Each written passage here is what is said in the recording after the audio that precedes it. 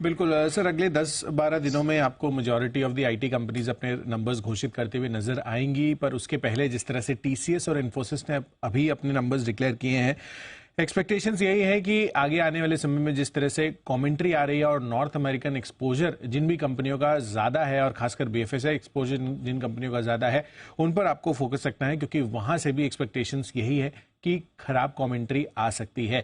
Commentary के बजाय अगर आप नंबर्स पर भी ध्यान देंगे तो वहां पर भी ऑलमोस्ट सिमिलर सा रुझान है। एचसीएल टेक इस हफ्ते अपने नंबर्स डिक्लेयर करने वाला है, जहां पर हम करीबन 130 बेसिस पॉइंट 1.3% की ऑपरेटिंग मार्जिन में गिरावट एक्सपेक्ट करके चल रहे हैं क्वार्टर ऑन क्वार्टर बेसिस पर।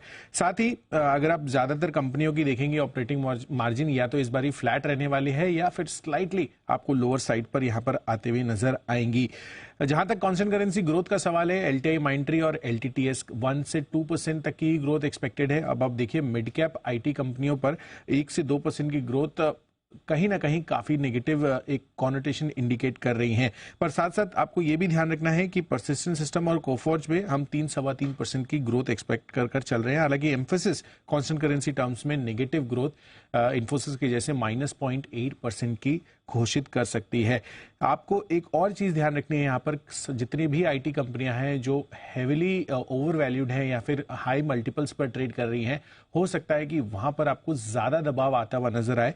जिसमें मैं बीएससी पर चेक कर रहा था, LTI Mindtree, HCL Tech, Infosys, HCL Tech Infosys तो 25 के मल्टीपल पर है, पर विप्रो आप देखिए यहाँ पर काफी ज्यादा ऑलरेडी गिरावट आ चुकी है, 16 के मल्टीपल पर ये कारोबार कर रहे हैं। बट एलटीआई माइंट्री और साथ ही जो छोटी कंपनियां हैं इसमें परसिस्टेंट सिस्टम्स हो गया, एलटीटीएस, कोफोर्ज 35-36 के मल्टीपल पर कारोबार कर रहे हैं।